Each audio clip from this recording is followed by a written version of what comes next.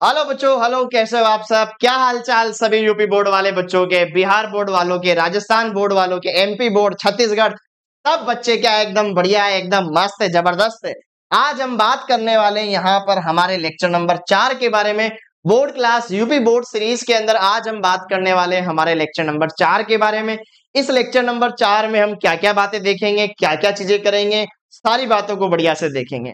और मुझे उम्मीद है तुम्हें पिछला वाला लेक्चर भी बढ़िया समझ में आया होगा, अच्छे से क्लियर हुआ होगा। तो अब इस लेक्चर की बारी है जहां पर हम वो सारी चीजें देखना चाहते हैं, वो सारी चीजें करना चाहते हैं जो हम करने के लिए यहाँ पर आए। ठीक है, तो ये सारी बातें अब बढ़िया से स्टार्ट करते हैं। ठीक है, तो मुझे उम्मीद है आपने इस चैप्टर का मेरा पुराना लेक्चर जरूर देखा हुआ है। Lecture number 1, lecture number 2, lecture number 3, आज है लेक्चर नंबर 4 की बारी। और आज भी हम करेंगे कुछ और नए नए टॉपिक्स पर चर्चा। तो सबसे पहले मैं एक बार यहां पर बढ़िया से तुम्हारा रिवीजन करवा देता हूं कि पिछले लेक्चर्स के दौरान हमने क्या देखा। बेटा मैंने पिछले कुछ लेक्चर्स लिए हैं, इन लेक्चर के अंदर बेटा मैंने आपको बताया है सबसे पहले तो विलयन क्या होता है, विलयन कितने प्रकार का होता है, सांद्रता क्या होती है, सांद्रता के प्रकार बताए, सांद्रताओं में प्रतिशतता के पदों में सांद्रता ज्ञात करना, भार बटे भार, आयतन सांद्रता, आयतन प्रतिशतता, भार आयतन सांद्र, भार आयतन प्रतिशतता मैंने पढ़ाई, मोलरता पढ़ाई, नॉर्मलता पढ़ाई, मोललता पढ़ाया। आई होप क्लियर हो गया। फिर उसके बाद मैंने आपको इसमें मोल प्रभाज पढ़ाया। तो ये सारी चीजें आपको बढ़िया से आनी चाहिए, अच्छे से क्लियर होनी चाहिए। अब यहां पर हम आज कुछ नई बातें करेंगे, लेकिन उससे पहले तुम्हारी आज मैं प्रैक्टिस करवाऊंगा, ठीक है, ताकि तुम्हें बढ़िया से अच्छे सारी बातें समझ में आ सके। और मैंने आपको याद हो पिछली क्लास में मैंने आपको होमवर्क दिया था और कुछ बच्चों ने उसके कमेंट में भी आंसर दिए थे। मुझे लगता है आप सब बच्चे बढ़िया से यहाँ पर डेली क्लास देखोगे, बहुत ज्यादा फायदा तुम्हें मिलने वाला है बेटा इन क्लासेस के जरिए। तो यहाँ पर आज हम बात करेंगे कि निम्नलिखित प्रत्येक विलयन की मोलरता की गणना करो। दो यहाँ पर क्वेश्चन है, इनकी मोलरताओं की गणना हमें करनी थी। बहुत ही सिंपल सिंपल आसान क्वेश्चन थे, लेकिन थोड़े बढ़िया क्वेश्चन है। हाँ जी, लेकिन अब मैं बात करूं यहाँ पर सोल्यूशन। सबसे पहले अगर मैं बात करूं ठीक है, 30 ग्राम कोबाल्ट नाइट्रेट दे रखा है और .6H2 इसका फॉर्मूला बड़ा है। ठीक है, तो यहां पर सबसे पहले देखेंगे CONO3 का होल ट्वाइस .6H2O का भार, इसका भार दे रखा है, W दे रखा है, कितना दे रखा है बच्चे, 30 ग्राम दे रखा है, ग्राम में भार दे रखा है। अणु भार आपको इसका निकालना पड़ेगा। इसका अणु भार कैसे निकालेंगे, देखो ध्यान से। कोबाल्ट का भार, बेटा जो कोबाल्ट का परमाणु भार होता है कितना, कोबाल्ट का परमाणु भार होता है बेटा यहां पर आपका 60। कोबाल्ट का परमाणु भार होता है आपका 60, ये ध्यान रख लेना। कोबाल्ट का एटॉमिक वेट ये होता है 60 ग्राम प्रति मोल। ठीक है, तो बाकियों का तो आपको याद होगा। इसमें कोबाल्ट कितने, एक कोबाल्ट। अब देखो ध्यान से, नाइट्रोजन कितने, दो, एन कितने, दो, तो यहां पर दो नाइट्रोजन, एक नाइट्रोजन का 14, दो से गुणा कर दो, और 3 दूनी 6, 6 ऑक्सीजन, इसमें एक ऑक्सीजन का होता है 16 और 6 से गुणा कर दिया। साथ में 6 H2O, H2O का अणुभार कितना होता है 18, तो 6 का कितना होगा, 6 से गुणा कर दो।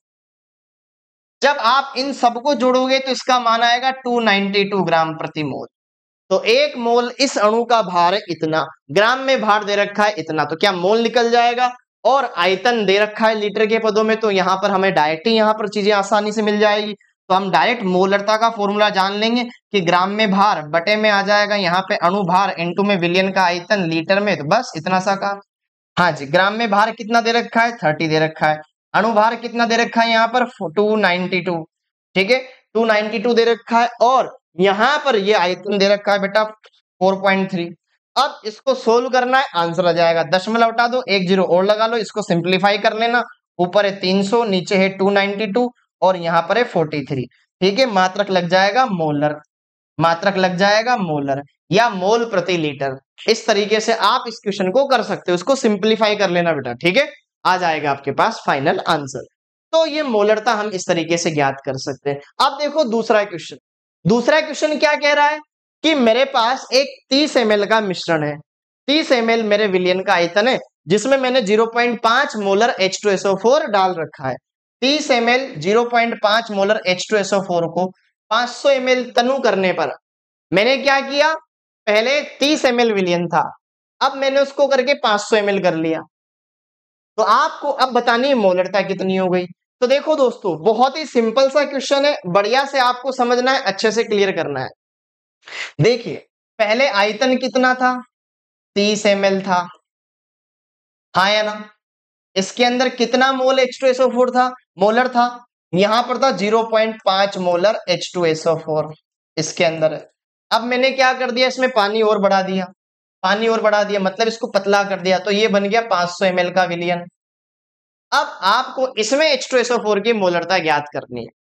तो आप देखो, सिंपल सी मेरी बात, जैसे कि मान लो ये एक ग्लास है, इसमें मैंने 1 चम्मच शक्कर डाल रखी और इसमें पानी मिला दिया, ठीक है।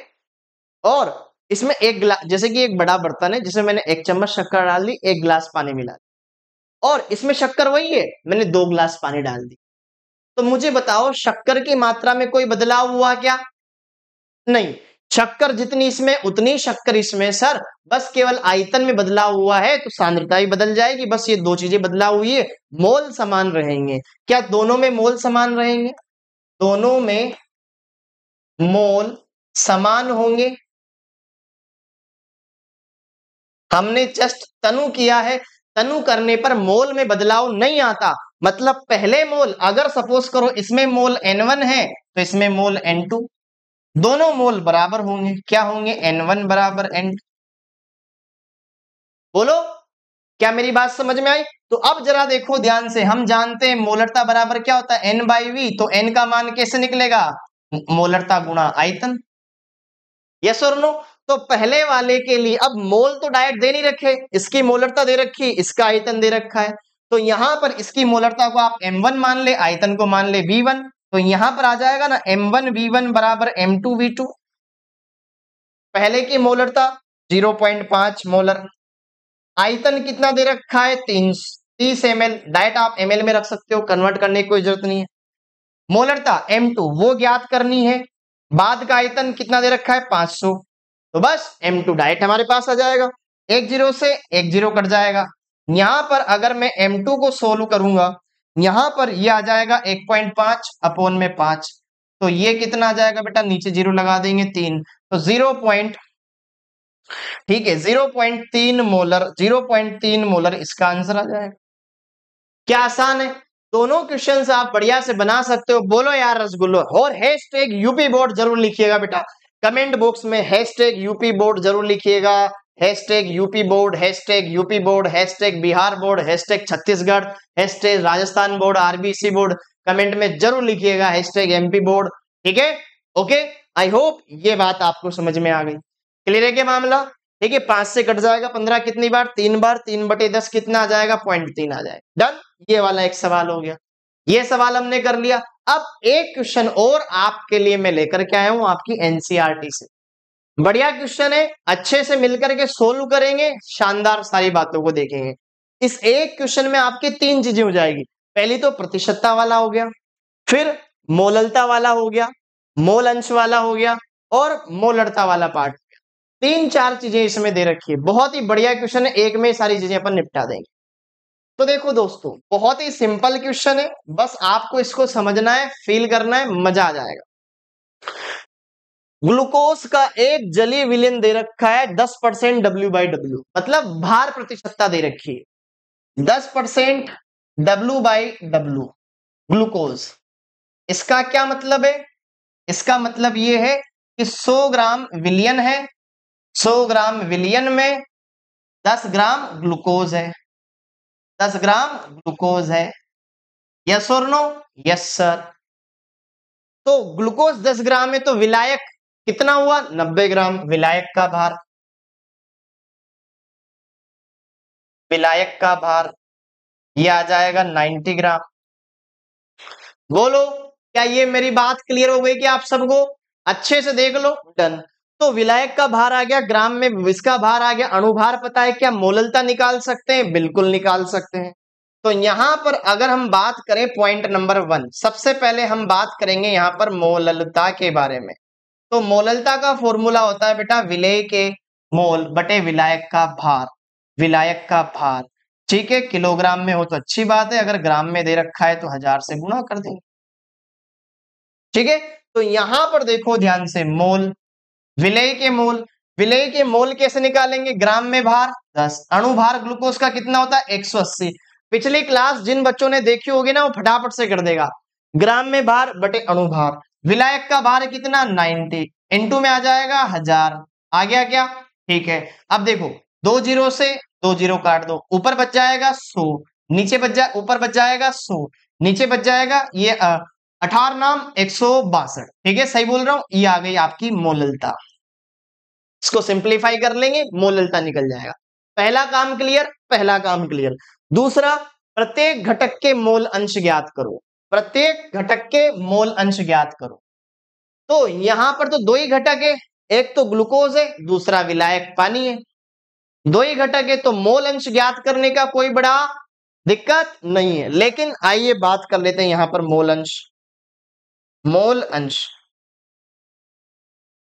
हाँ जी, मोल अंश ज्ञात करने के लिए सबसे पहले मैं चाहूंगा कि आप अलग से इनके अलग अलग मोल ज्ञात कर लें। मोल अंश ज्ञात करने के लिए सबसे पहले मैं चाहूंगा आप ग्लूकोज के मोल ज्ञात कर लें, स्वयं के मोल। मोल कैसे ज्ञात करते हैं, ग्राम में भार बटे अणु भार, ग्राम में भार 10 ग्राम, अणु भार तो 1/18 ग्राम, इस 1/18 इसके मोल आ गए, ठीक है। हाँ जी, जल, मोल, जल के मोल। अब जल का ग्राम में भार कितना है, बढ़िया से अच्छे से सोच के बताना, जल का भार कितना है 90 ग्राम। अब जल का अणु भार कितना होता है, ग्राम में भार बटे अणु भार, जल का अणु भार कितना होता है 18, कितना होता है 18, हाँ या ना बोलो, क्या मेरी बात क्लियर है प्यारे। तो यहां पर 18 पंजे 90, 18 पंजे 90, क्या ये 5 बार कट जाएगा, क्लियर है, ओके। तो यहां पर इसके भी मोल आ गए, उसके भी मोल आ गए, दोनों के मोलों को जोड़ करके टोटल मोल निकाल देंगे। और देखो 5 और 1/18, 1/18 छोटी संख्या है, 1 में 18 का भाग लगाओगे पॉइंट में आंसर आएगा, पॉइंट में आंसर आएगा 0.05, मतलब बहुत निग्लेजिबल वैल्यू है। पॉइंट लगाओगे, फिर 10 लगाओगे, फिर 1 0 100, ठीक है, 18 पंजे 90, फिर 0.555 ऐसे पॉइंट 0.05 के आसपास वैल्यू आएगी, इसकी वैल्यू लगभग लगभग आएगी बेटा 0.05 मोल के आसपास। तब आपको मोल प्रभाज निकालने हैं, ठीक है, मोल प्रभाज निकालने हैं। तो पहले मैं मोल प्रभाज निकाल दूं, तो अगर मैं यहां पर मोल प्रभाज ज्ञात करूंगा बेटा ग्लूकोज के लिए, ग्लूकोज के लिए तो स्वयं के मोल मतलब ग्लूकोज के मोल अपॉन में टोटल मोल, ग्लूकोज के मोल प्लस जल के मोल, हाँ जी, इसके मोल निकल जाएंगे, दूसरे के में निकालने में भी कोई दिक्कत नहीं है। ग्लूकोज के मोल कितने 0.05, अपॉन में कितना आ जाएगा 5 प्लस 0.05, 0.05 प्लस 5। तो अब देखो ध्यान से, यहां पर 0.05, इसको आप क्या लिख सकते हो 5.05, दशमलव के बाद 2 अंक, दशमलव के बाद 2 अंक, ऊपर 5 है, नीचे 505, ठीक है। चाहते तो आप इसको हटा भी सकते, ठीक है। अगर बहुत ही तनु है 5 और 0.05 में 5 बड़ा है, बहुत बड़ा है भैया, 0.05, और अगर मान लो मेरी जेब में 1 लाख रुपए और दूसरी जेब में क्या है 1 रुपया है, तो मैं क्या बोलूंगा मेरी जेब में 1 लाख रुपए, ऐसे थोड़ी ना बोलूंगा कि भाई टोटल करके बताऊंगा। 1 लाख में अगर 10 भी जोड़ोगे तब भी इतना तो कोई फर्क नहीं आता, हम यही बोलेंगे कि 1 लाख रुपए, ठीक है। तो अगर किसी बड़ी संख्या में बहुत छोटी संख्या जुड़ी जाए तो खास फर्क पड़ता नहीं है बेटा। तो आप चाहो तो इसको कैलकुलेशन को आसान बनाने के लिए इसको ऐसे भी लिख सकते, ठीक है, कि यहां पर इस 0.05 को नगण्य मान सकते हो। नीचे वाले में अगर बहुत बड़े में नगण्य जोड़ेंगे तो कोई फर्क नहीं पड़ेगा, 0.05 अपॉन 5, ठीक है। तो ये जब सोल्व होगा तो 0.01 मोल आ जाए, इसके किसके मोल आ जाए, मोल प्रभाज आ जाए, 0.01 मोल प्रभाज आ जाएगा, किसका, ग्लूकोज का। तो जल का कितना आ जाएगा, बाकी जल ही है उसमें, ठीक है। तो यहां पर अगर आप जल का मोल प्रभाज भी निकालेंगे तो डायरेक्ट देखो, किसी भी मिश्रण में घटकों के मोल प्रभाजों का योग सदैव 1 के बराबर होता है, सदैव 1 के बराबर होता है, जानते हैं कि नहीं जानते। तो ग्लूकोज के मोल कितने आगे, मोल प्रभाज आगे 0.01, तो बच्चे हुए किसके यहाँ पर H2O के। तो इसको कैसे सोल्व करेंगे, H2O के लिए वैल्यू चेक कर लो, 1 माइनस एक्स ग्लूकोज, हाँ जी 1 माइनस 0.01, तो इसको जब आप सोल्व करोगे तो ये 0.99 आ जाएगा, चेक कर लेना एक बार।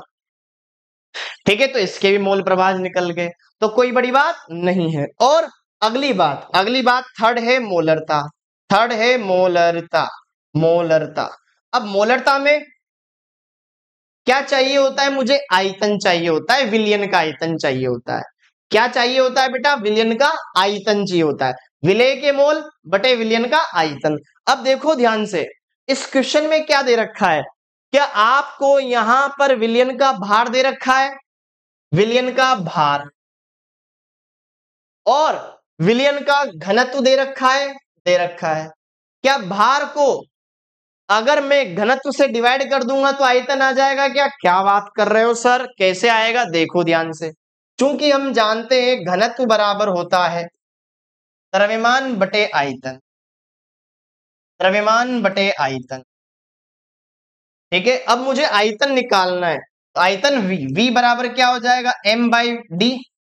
घनत्व मतलब क्या होता है? डेंसिटी। द्रव्यमान मतलब मास, और आयतन मतलब v, वॉल्यूम।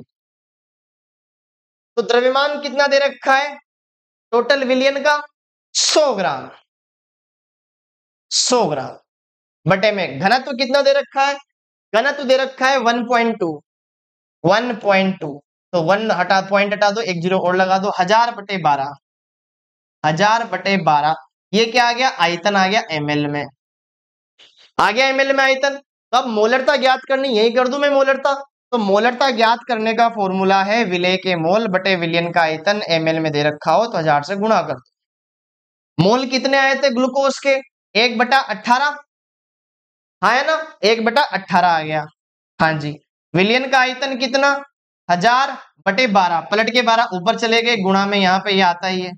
3 जीरो से 3 जीरो छम छम, ऊपर 12, ये 6 से कट जाएगा 2 बार, ये 6 से कट जाएगा 3 बार, 2/3 बोले तो 0.66 मोलर। मोलर कैपिटल है, ये आ जाए। तो आई होप यहां पर आपको अगर मोलरता ज्ञात करना हो, मोललता ज्ञात करना हो, मोल अंश ज्ञात करना हो, सारी चीजें आपके पास आ जाएगी। ये एक क्वेश्चन ऐसा क्वेश्चन है बेटा, इसमें सारी की सारी चीजें समेट दी गई है आपके लिए। तो बढ़िया से मुझे बताओ, क्या ये सारी बातें आपको समझ में आई? बढ़िया क्वेश्चन है। बोर्ड्स में अगर आप बढ़िया मार्क्स लेकर के आना चाहते हो तो ऐसे क्वेश्चन जरूर लगाओ। और ये क्वेश्चन कहां दे रखा था? जो आपकी एनसीईआरटी बुक है ना, एनसीईआरटी का क्वेश्चन है ये। क्वेश्चन कहां का है आपका? एनसीईआरटी का है बेटा।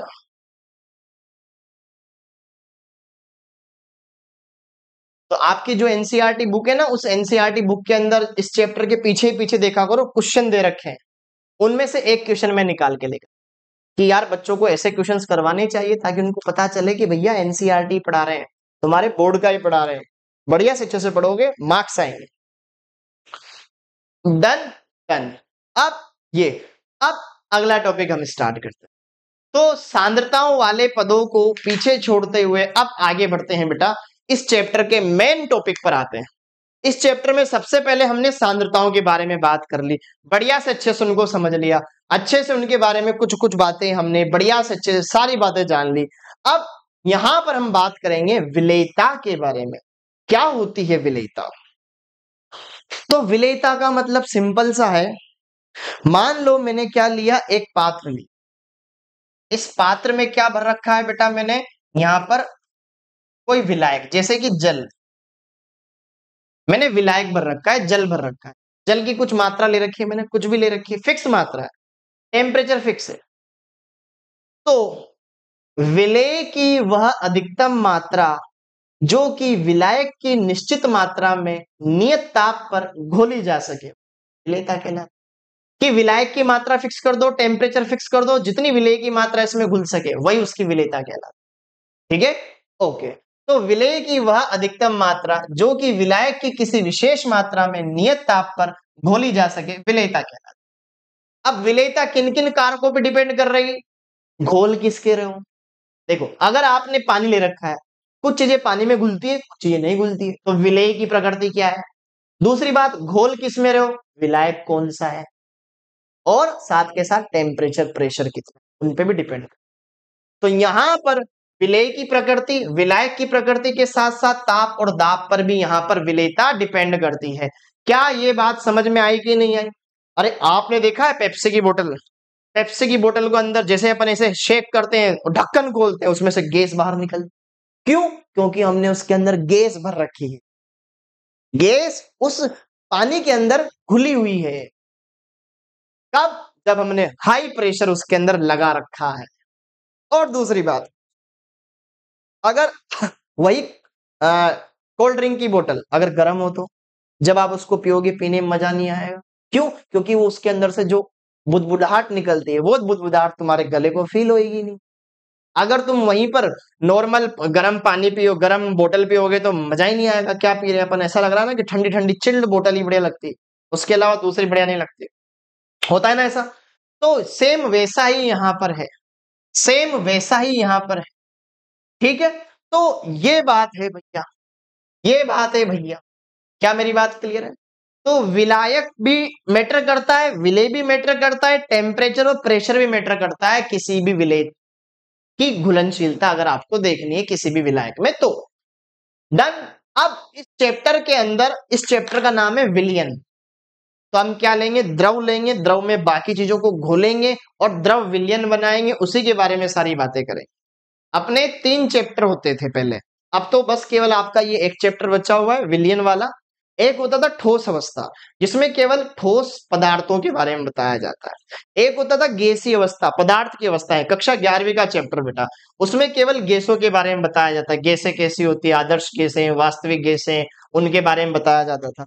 अब यहां पर एक है लिक्विड स्टेट, जो कि लिक्विड सोल्यूशन को बताता है, विलयन को बताता है, द्रव विलयन कैसे बनते हैं, तो उनके बारे में यहां पर ये बताता है।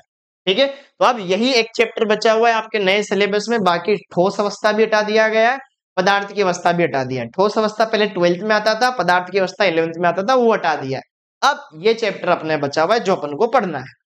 अच्छी बात है। तो अब हम द्रव विलयन, अगर मैंने यहाँ पे क्या ले रखा है, द्रव विलायक ले रखा है, द्रव विलायक ले रखा है। अब इस द्रव विलायक के अंदर अगर मैं ठोस को डालूं तो ठोस इसके अंदर घुलेगा कि नहीं घुलेगा, ये भी मेरे को चेक करना पड़ेगा। आपने देखा होगा अगर मैं पानी के अंदर नमक डालता हूं, घोलोगे घुल जाएगा। लेकिन अगर पानी के अंदर नेफ्थलीन की बोल्स डालूं, नेफ्थलीन बोल देखिए आपने, व्हाइट कलर की होती है। नेफ्थलीन बोल देखिए आपने, व्हाइट कलर की होती है, जिसमें जिसको अपन डालते हैं, मतलब वॉश बेसिन हो गया या जहां पर अपन बर्तन धोते हैं वहां पर डालते हैं, सफेद कलर की गोलियां होती है, व्हाइट व्हाइट। जिससे क्या होता है, कीड़े वगैरह नहीं आते, कॉकरोच वगैरह नहीं आते, स्मेल नहीं आती, उनके लिए यूज करते हैं ना वो नेफ्थलीन बोल्स। तो वो क्या होती है, पानी में घुलती ही नहीं है। आप देखो लंबे समय तक बनी रहेगी वो, पानी आता है बहकर निकल जाता है, वो उसकी स्मेल थोड़ी थोड़ी उनके नीचे जाती रहती पाइप में, ताकि कीड़े वगैरह ना आए। ठीक है, तो कहीं ना कहीं यहां पर हम ये समझ सकते हैं कि यार वो तो पानी में घुल ही नहीं रहा है, एक तरीके से देखा जाए तो नमक तो घुल जाता है। तो कुछ विलेय अगर ठोस है वो द्रव के अंदर घुल भी सकते हैं, नहीं भी घुल सकते, डिपेंड करता है उनकी प्रकृतियां कैसी। तो यहां पर वही चीजें हम पढ़ेंगे, यहां पर वही चीजें पढ़ेंगे कि द्रव में ठोस की विलेयता कैसे डिपेंड करती है, किन किन बातों पर निर्भर करती है।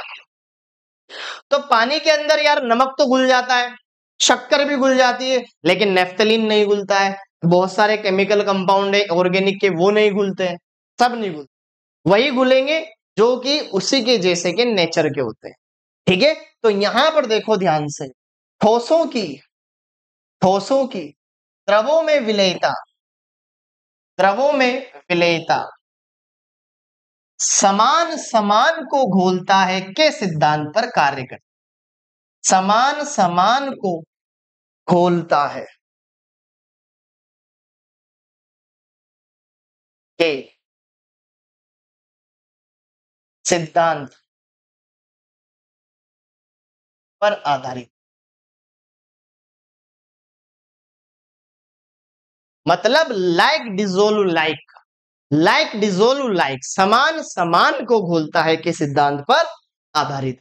अब इसके अंदर बात की जाए, अब इसके अंदर बात की जाए तो सर मतलब समान समान को घोलता है का इसका क्या मतलब हुआ सर?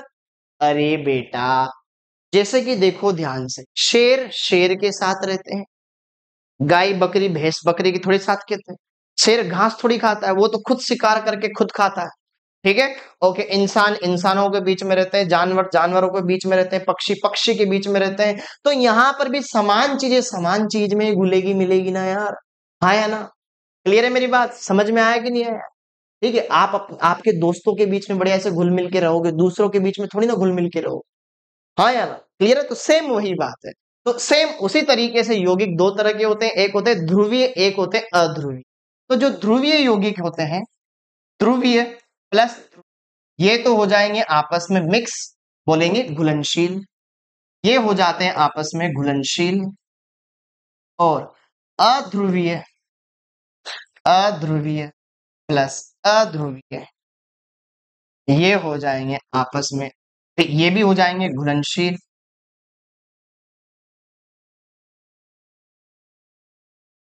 और अध्रुवीय प्लस अध्रुवीय, ध्रुवीय प्लस अध्रुवीय, ये रहेंगे आपस में अघुलन।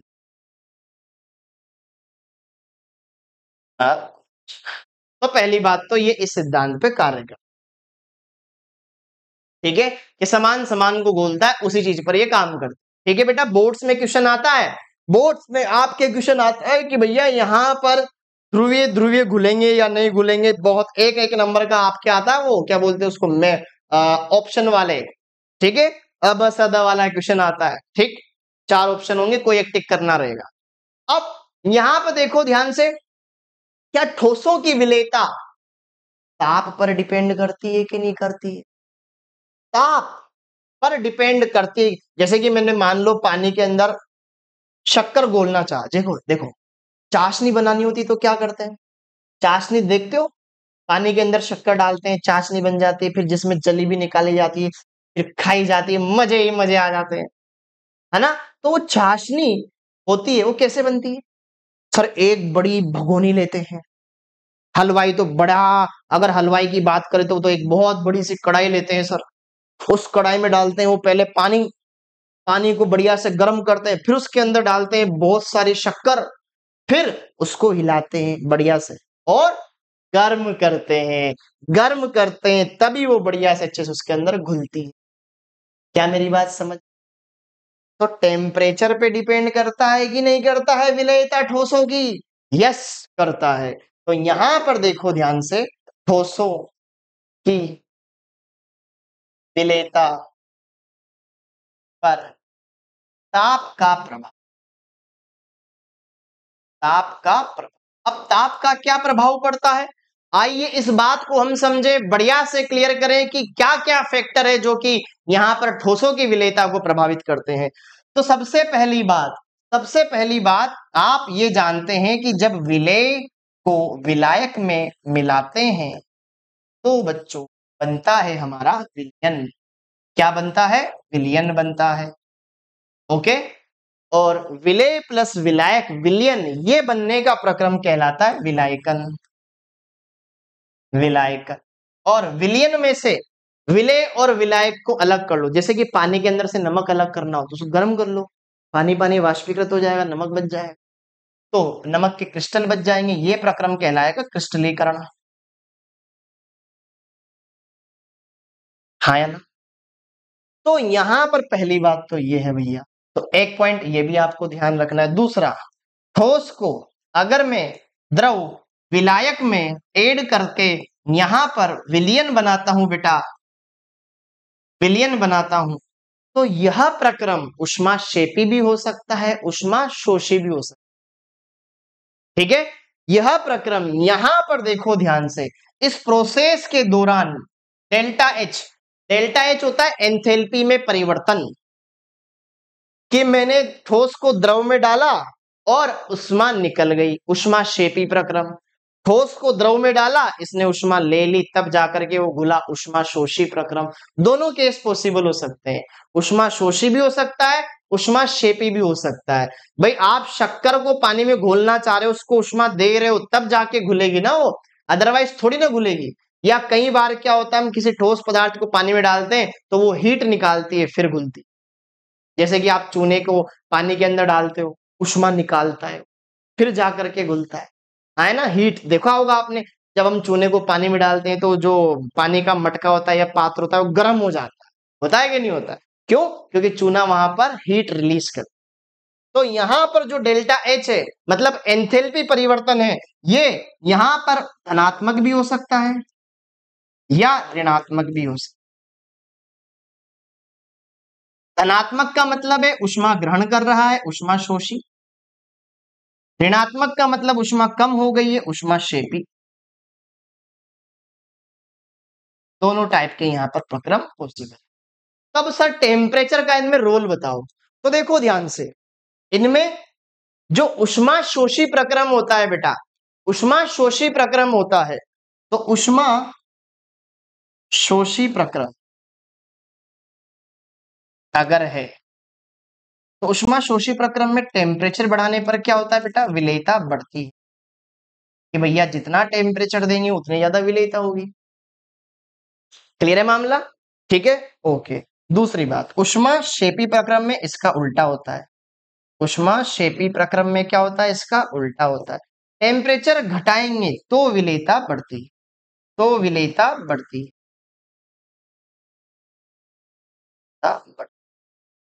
ठीक है, ध्यान रखना है। जो ऑलरेडी गर्म है उसको तो ठंडा करो, तब जा करके भैया ठंडा रहे ठंडा रहे ठंडा रहे ठंडा रहे ठंडा रहे, ठंड रहे कूल कंट्रोल उदय कंट्रोल। हाँ है ना? जो ठंडा है यहाँ पे ऊष्मा शोषी में इसमें ऊष्मा लेनी पड़ रही है, तब जाकर के वो अच्छे से घुल पा रहा है। ठीक है, ओके। तो यहां पर दोनों को अपने विपरीत काम करना पड़ा है। ऊष्मा शोषी, इसको ऊष्मा लेनी पड़ रही है, टेम्परेचर बढ़ाओ, अच्छे से मिले। ऊष्मा शेपी, उसमें ऊष्मा निकल रही है, अरे टेम्परेचर कम करो भाई। ठीक है, तब जाकर के विलेयता बढ़ती। तो ध्यान रखिएगा ये दोनों के दोनों पॉइंट। और दाब, ठोसों को कंप्रेस नहीं किया जा सकता है तो दाब का कोई प्रभाव नहीं पड़ता है, दाब का कोई प्रभाव नहीं पड़ता है, दाब का कोई प्रभाव नहीं पड़ता है। क्लियर है बच्चों? ध्यान रखिए। ठीक है, अब यहां पर गैसों की विलेयता द्रवों में, इसको समझे। गैसों की विलेयता द्रवों में, इसको समझे। तो भैया ये क्या बोलता है, देखो ध्यान से। पहले तो मैं इन दोनों चीजों को आपको ना ग्राफ से बताने की कोशिश करूं।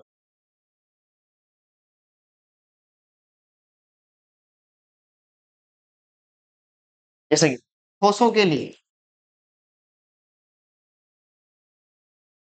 और एक गैसों के लिए, सबसे सिंपल सी बात है, एकदम बेसिक से समझ जाओगे आप। गैसों के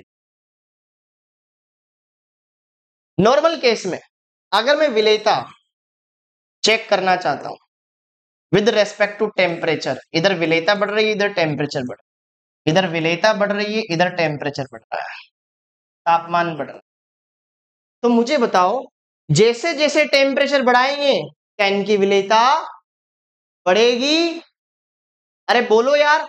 जैसे जैसे टेम्परेचर बढ़ाएंगे सर विलेयता बढ़ती जाएगी, लेकिन एकदम से नहीं, धीरे धीरे विलेयता बढ़ती जाती है टेम्परेचर बढ़ाते हैं।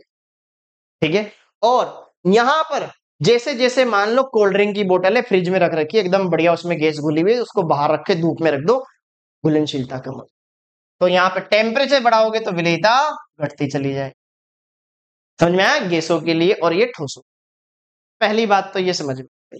अब यहां पे जरा देखो ध्यान से, गैसों की द्रव में विलेयता टेम्परेचर के ऊपर भी डिपेंड करती है और प्रेशर के ऊपर भी डिपेंड।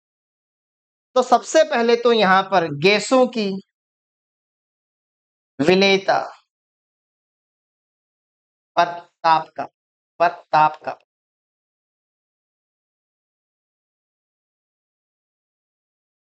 ठीक है। जब गैसों को द्रव में डाला जाता है तो यहां पर ऊष्मा निकलती है, ऊष्मा शेपी प्रक्रम में टेम्परेचर बढ़ता है तो विलेयता घटती।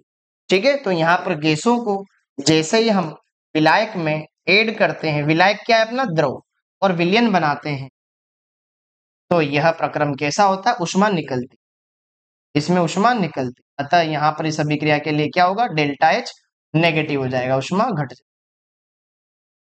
ठीक है, तो यहां पर क्या होता है? ताप बढ़ाएंगे, जैसे जैसे ताप बढ़ाएंगे तो विलेयता घटती जाएगी, विलेयता घटती जाएगी, विलेयता घटती जाएगी। ठीक है, यहां पर विलेयता घटती जाएगी, ये ध्यान रखिए, ये ध्यान रखिएगा, विलेयता घटती जाएगी। ठीक है, यहाँ पर टेम्परेचर बढ़ाएंगे तो इनकी विलेयता घटती जाती, ध्यान रखना, स्पेशली फॉर गैसों के लिए। ठीक, अच्छा, और यहां पर अगली बात, ये तो हुआ अपना ताप का प्रभाव। अब दाब का प्रभाव, दाब का प्रभाव,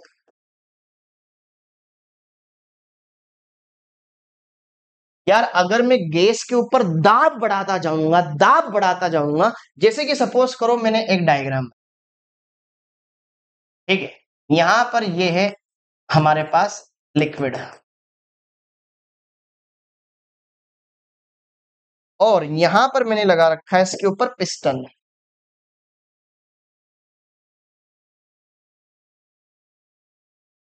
ये पिस्टन है, ठीक है, ये है पिस्टन, ऊपर से हम प्रेशर लगा रहे हैं, ये है पिस्टन, घर्षण रहित पिस्टन, ये आराम से ऊपर नीचे हो सकता है, ठीक है। और यहां पे इसके अंदर है गैस, ये हरे हरे क्या है, बेटा गैस पार्टिकल, कुछ मात्रा अंदर होगी थोड़ी बहुत, ये है गैस और ये है द्रव। तो आप मुझे बताओ, जैसे ही अगर प्रेशर कम करोगे तो गैस पार्टिकल क्या लिक्विड के अंदर आने की कोशिश करेंगे? यस, गैसों की हाई प्रेशर पर द्रवों के अंदर घुलनशीलता बढ़ जाती, गैस के अणु पानी को चीरते हुए अंदर घुस जाते हैं। हाँ या ना बोलो, अरे हाँ या ना बोलो, समझ में आया क्या बेटा? क्लियर है मामला? तो यहां पर हम देख सकते हैं सर, दाब बढ़ाने पर, ताप बढ़ाने पर विलेयता बढ़ती, विलेयता बढ़ती है किसकी? क्लियर है बच्चों? तो ये बात आपको ध्यान में रखनी है, बढ़िया से अच्छे से क्लियर करनी। अब यहां पर इसके अंदर आता है आपके हेनरी का नियम, इसके अंदर आता है हेनरी का नियम। अब हेनरी का नियम यही बताता है कि जैसे जैसे प्रेशर बढ़ाओगे, इस गैस की इस द्रव में घुलनशीलता बढ़ती जाएगी, विलेयता बढ़ती जाएगी, अर्थात इस द्रव के अंदर गैस की मात्रा भी बढ़ती चली जाएगी। यही होता है हमारा हेनरी का नियम, जो कि हमें यहां पर देखना है। तो हेनरी का नियम क्या कहता है? हेनरी का नियम यह कहता है कि, हेनरी का नियम यह कहता है कि गैस के द्वारा लगाया गया आंशिक दाब, भाई गैस के अणु जो, देखो इसमें क्या हो रहा है, इस डायग्राम में ये गैस के अणु है, ये द्रव की सतह पे दाब लगाएंगे ना, जैसे ऊपर से हम इनके ऊपर दाब लगाएंगे तो इसको चीरते हुए अंदर आ जाएंगे, तो बहुत गैस के अणुओं के द्वारा द्रव की सतह पर जो दाब लग रहा है, ठीक है, तो यहां पर तो ओवरऑल प्रेशर और हर एक अणु का लगने वाला दाब आंशिक दाब, तो गैस का आंशिक दाब गैस की द्रव में विलेयता के समानुपाती होता है। तो यहां पे जरा देखिएगा ध्यान से, गैस का आंशिक दाब, आंशिक दाब समानुपाती होता है गैस की विलेयता, गैस की विलेयता, और विलेयता का मतलब है यहां पर गैस की मात्रा, कितनी मात्रा गैस की उसमें, और उसको यहां बताने के लिए हम यूज करते हैं बेटा उसके मोल प्रभाज, मोल प्रभाज, गैस के कितने मोल प्रभाज उसमें उपस्थित। तो गैस का आंशिक दाब होता है P, मोल प्रभाज होता है X, समानुपाती का चिन्ह हट गया, KH गुणा X, ये आ गया। P है आंशिक दाब, X है मोल प्रभाज, KH है हेनरी नियतांक, हेनरी नियतांक। हर एक गैस के लिए इसका मान अलग अलग होता है, हर एक गैस के लिए इसका मान अलग अलग होता है, ठीक है। और यहां पर देखो ध्यान से, जैसे जैसे टेम्परेचर बढ़ाते जाते हैं केएच का मान बढ़ता जाता है, और टेम्परेचर बढ़ता है तो विलेयता घटती है, तो केएच बढ़ेगा तो भी विलेयता घटेगी, विलेयता घटेगी।